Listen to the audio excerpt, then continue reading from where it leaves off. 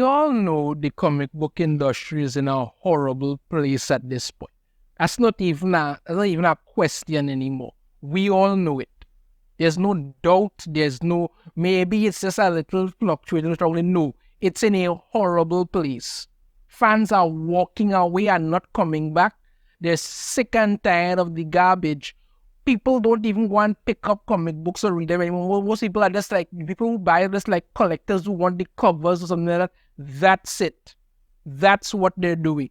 Because the fans are no longer interested. You've taken everything that was great about comics, pissed all over it and say, well, okay, read this. That's what you've done. That's essentially what you've done. And fans are just tired of it. And the problems keep abounding year after year. Well, according to the Marvel president, everything is good. The industry is in a healthy place, and the problems that are there are not because they're putting out loads of garbage every month. No. It's because of the after effects of COVID-19. Yeah, that's what it is. Idiot. Let's get into this. This article comes from Bounding Into Comics. Marvel president believes comic industry is in a healthy place. Blames continued struggles on after effects of COVID-19 pandemic. Yeah, that's what it is. That's what it is. Not the shit you're putting out. No. In the opinion of Marvel Entertainment President Dan Buckley, not only does he believe that the currently embattled comic book industry has finally found its way back to a healthy place, but those few struggles that it still faces are little more than lingering after effects from the worldwide economic disruption caused by the COVID-19 pandemic. Okay, so the drop in sales, people walking away, fans having no interest, comic book sales declining, characters being bastardized, all of that was happening before COVID. What was the cause of that then? What was the cause of that? Because that happened before the COVID-19 pandemic. So what was the cause of that? Never answer that, but no, blame everything on COVID because that's an easy out. Yeah, look at this crap. Look at this crap here. Death of Miss Marvel that nobody cared about, and you brought her back a month later and still nobody cares. Buckley, who previously served as Marvel Comics publisher beginning in 2003 before eventually being appointed as the president of its overall parent entity in 2017, offered his take on the current state of the industry during a May 2024 interview given to ICV2's Milton Grape. I hope I pronounced that correctly. Met with an opening request from, I was going to say Grape, to share his evaluation of the state of the comics medium. Buckley opened up his response to address the state of the overall industry and finally say, it's in flux, but I think it's in a healthy place. It's in flux, but it's in a healthy place. Nobody's reading nobody's reading Amazing Spider-Man, your flagship book. Fans are all there ultimately pissed by what you are allowing Zeb Wells to continue to do to Spider-Man's life. People would actually rather go and read Ultimate Spider-Man where Peter Parker and Mary Jane are together rather than that crap you keep putting out month after month and then looking plain face and smiling. But yeah, it's in a healthy place. Continued on. Obviously, there's been a lot of change in distribution, specifically in our core comics business, said the Marvel president. As I mentioned in my keynote at the 2024 Comics Professional Retailers Industry Conference, there's also a great deal of growth and opportunity coming from the middle grade OGN business, where there's a lot of new readers to be found, which is good. So why aren't they reading your books then? Why aren't they reading your books? He goes on to say, the digital comics business is also going through a bit of a flux, but I feel like it's in a really good place. Business models and vendors are trying to figure out how they fit in this new ecosystem, but I think there's great opportunity for growth. You want to know, we talk about the digital comic businesses is in flux. No, it isn't in flux. It isn't in flux. It's frigged up, but it's not in flux. Because when you look at manga, for instance, you go with something like Shonen Jump. You pay like what? $2 or some $2 or $3 a month or $5 something so a month. And you get access to thousands of manga. Thousands of manga. You actually get to read things before they come out because once you're in there, you get that done. You look at the digital comics platform, for instance, you're paying what, $10 or something so a month for Marvel or whatever. You could only read certain books. You're not even being afforded the opportunity of getting things early before other people who don't have it. And it's not even good. Why would anybody want to actually put anything in there? Why would anybody want to dedicate their money towards that? The last piece is that there's also in this week on the news on this, there's also a great deal of interest in comics and graphic fiction in the Kickstarter world. It's probably more of a creator-owned talent world than publisher world, but it brings health and vibrancy to the industry. As I said, I think there's a lot of change, but I feel good about the industry. There's just some habits and new practices we need to get to. I don't know exactly what they are, but we're experimenting and playing with different things to take advantage of those changes. So you want to know what those things are? Make good things and not crap. We talk about Kickstarter world and creator-owned talent. Yeah, a lot of people are self-publishing their own books, going to Kickstarter and other places where they could do something like what Eric July did, start his own company, the Ripperverse, put his money where his mouth is, put out all these books and everything when the one comes, every few days, everything. Every one of his books has gone over $1 million. Every one. Because people are interested in reading good things. People don't have any trust in Marvel anymore. Because why? They put out nonsense like this. Or you get black versions of the X-Men. You have Warren Worthington, Angel, Scott Summers, Jean Grey. You have dreadlocks. You have Jean Grey here. All of them black. I mean, I don't. This is supposed to be Wolverine. What the hell is this? What the hell is it? This is supposed to be Wolverine. This looks horrible. And you have Nightcrawler and Beast. What in God's name is this supposed to be? This looks terrible. But this is the kind of crap that you're putting out there, but you want everybody to believe that this is somehow something good.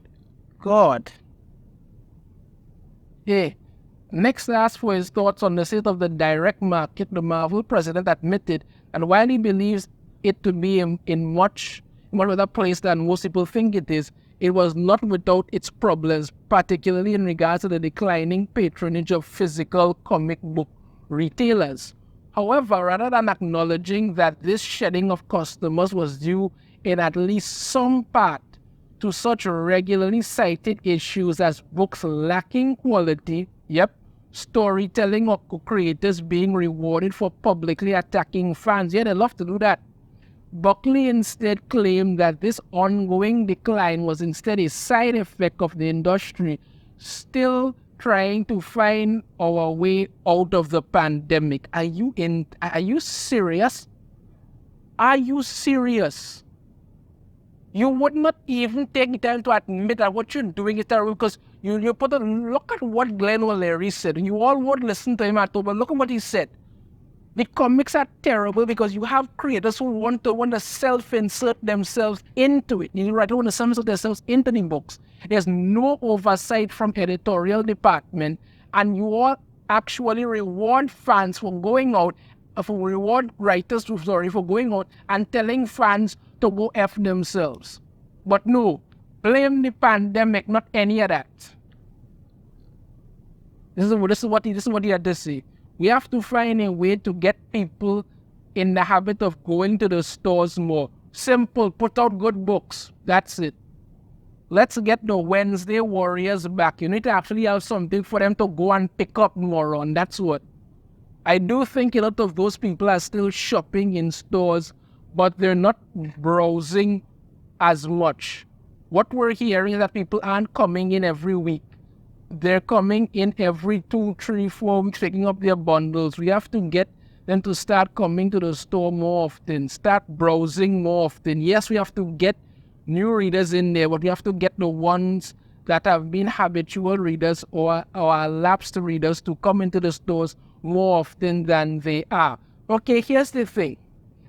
Ultimate Spider-Man #1 dropped. Many comic book retailers, the ones that are still operational because every week one is closing, actually came out and said that they actually ordered double the amount for Ultimate Spider-Man and still ran out and actually had to put in orders to get more copies out. Because why? That is something fans actually want. Fans want to see Peter Parker and Mary Jane together. Fans want to see interesting Spider-Man stories. You're not giving them that. You're giving them every month Peter Parker having his life pissed on, and you're expecting them to come back in Wednesday Warriors. You should be lucky if you get anybody to show up at all. But no, don't take any blame for it. Blame the pandemic. It goes on. I think where a lot of frustration comes in the industry is that for many years, as you well know, it was pretty easy to evaluate what the size of the industry was, because everyone distributed through one place, and we could look at the numbers and figure out what the size of the industry was and what's going on. Yeah, there's some challenges there, but I feel pretty good about the industry as a whole. Well, you would be the only one, my friend. Likewise, when later pressed as to whether he thought Marvel Comics' recent sales woes had anything to do with their recent attempts at pandering to wider audiences, having alienated their old core audience of teen and young adult males, Buckley rejected this theory and instead argued that such talk was actually a misreading of the general stumble the industry took during the pandemic.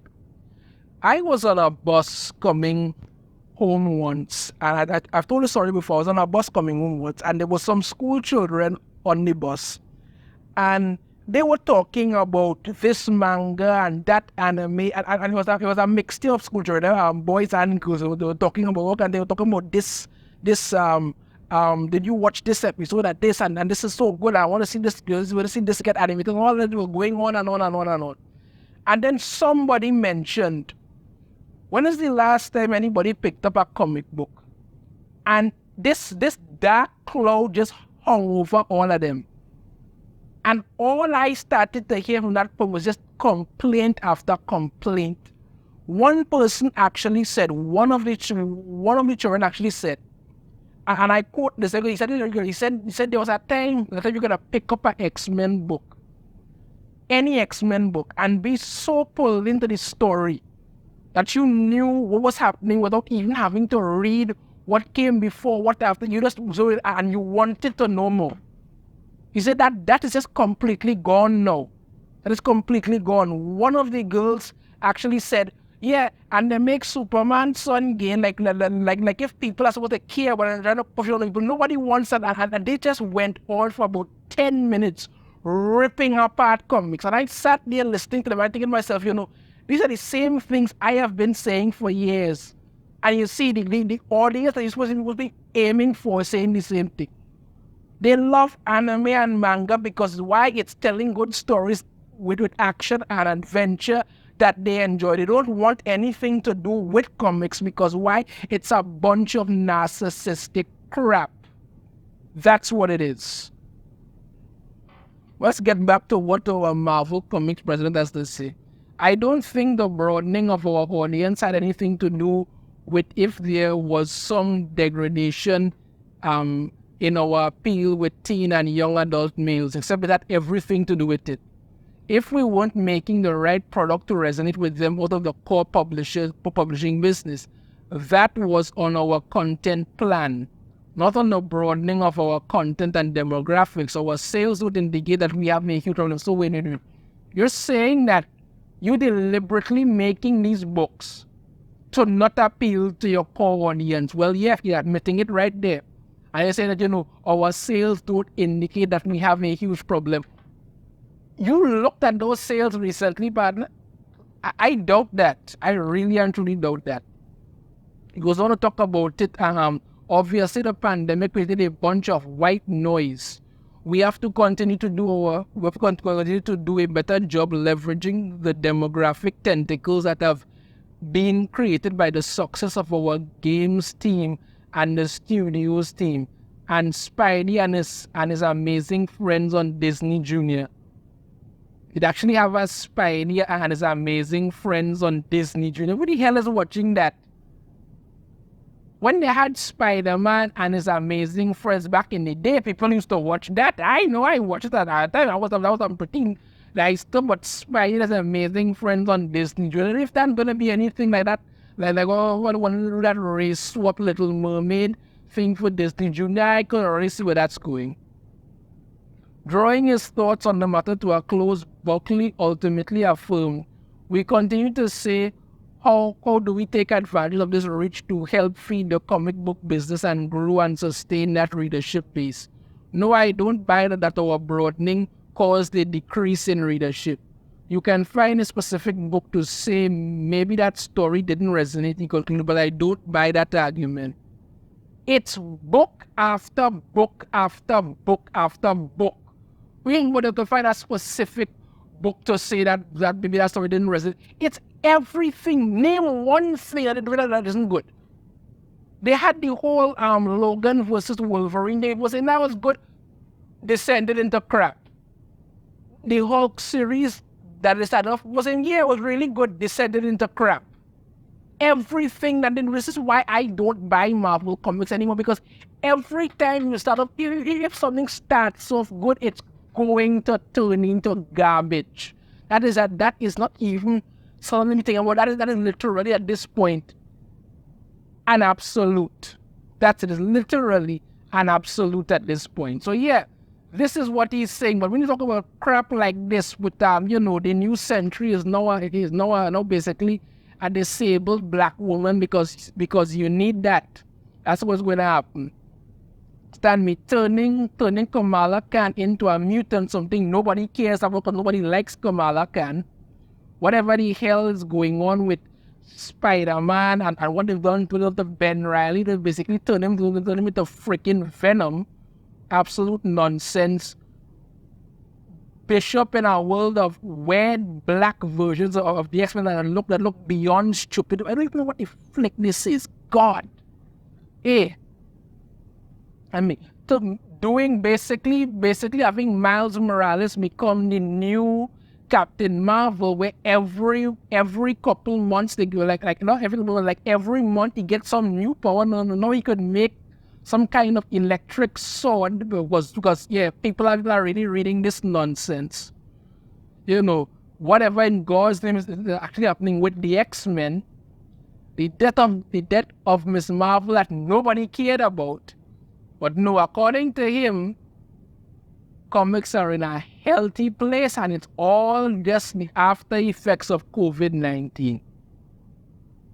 What a moron. Let me know your thoughts on this in the comments. If you have a different opinion, I'd love to hear it. If you like the video, hit that thumbs up. Subscribe if you haven't already. Ring the notification bell to be notified every time I put out a new video. And I shall see you all next time. Take care.